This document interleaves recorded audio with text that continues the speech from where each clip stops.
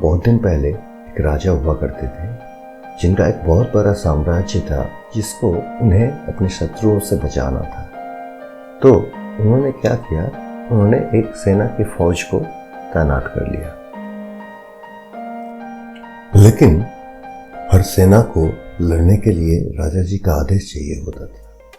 वो ठीक से लड़ रहे हैं या नहीं ये भी देखना पड़ता था, और इसमें राजा जी का बहुत समय बर्बाद हो जाता था।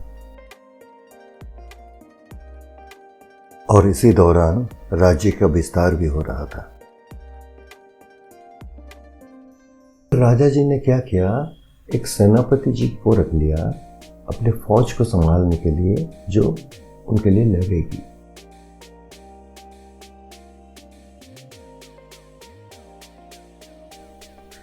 लेकिन इसमें भी समस्या का समाधान नहीं हुआ, क्योंकि जब सेनापति जी सेना को संभाल रहे थे, अब उनको हर एक सेना को अलग से आदेश देना पड़ता था। समस्या थोड़ी सी तो घटी, लेकिन पूरी परिपूर्ण रूप से इसका समाधान नहीं हुआ।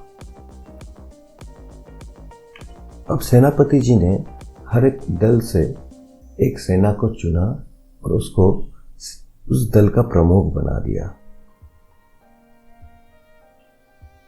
शायद आप सोच रहे हैं, साइबर सिक्योरिटी के बारे में बातचीत करने के लिए बैठ के हम लोग ये क्या राजा की कहानी बोल रहे हैं।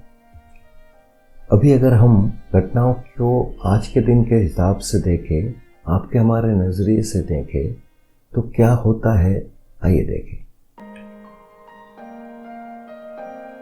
राजा जी वो बन जाते हैं बिजनेस ओनर, जो सेनापति जी थे वो बन जाते हैं सिस्टम एडमिन, और जो राज्य था वो बन जाता है बिजनेस नेटवर्क, जिसको आपको बचाना है साइबर सिक्योरिटी थ्रेट्स से। सिस्टम एडमिन अभी क्या करता है कि वो सबसे पहले तो ट्रेडिशनल एंटीवायरस जो है वो सारे सिस्टम में डाल देता है। प्रॉब्लम थोड़ा सा तो घट जाता है, लेकिन वही उसका सल्यूशन नहीं होता है टोटली। तो अभी क्या होता है कि जो सेनापति जी हैं सिस्टम एडमिन, वो शिफ्ट कर जाते हैं एंड पॉइंट सिक्योरिटी में। ये एक रोड मैप है माइक्रो बिजनेस का। क्या होता है, कोई बिजनेस चालू होता है, फिर बिजनेस ग्रो करता है, उसका जो ओनर है वो बिजी हो जाते हैं। जब ओनर बिजी हो जाते हैं तो अपने आप को फ्री करने के लिए वो किसी एक को चुनते हैं as a system admin. System admin क्या करते हैं, वो ट्रेडिशनल एंटीवायरस डाल देते हैं। बिजनेस और भी बढ़ता है और भी अनमैनेजेबल हो जाता है। बिजनेस ओनर और सिस्टम एडमिन को फिर पता चलता है एंड पॉइंट प्रोटेक्शन के बारे में, और एंड पॉइंट प्रोटेक्शन इम्प्लीमेंट किया जाता है। कैसे इम्प्लीमेंट करें and point protection? Very simple.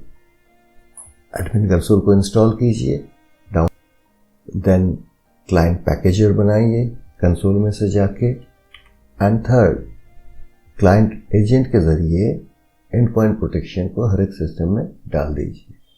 अभी अगर हम बात करते हैं फ्यूचर रोड मैप के बारे में, जो कि माइक्रो बिजनेस का जो फ्यूचर रोड मैप है, अगर बिजनेस ठीक से चलता है, धंधा अगर ठीक से चलता है, तब क्या होगा, रिन्यूअल होगा। अगर धंधा बढ़ता है, ग्रो करता है, तो रिन्यूअल भी होगा, साथ में नए कंप्यूटर्स भी लगेंगे, तो एडिशनल यूज़र भी परचेज करनी पड़ेंगे।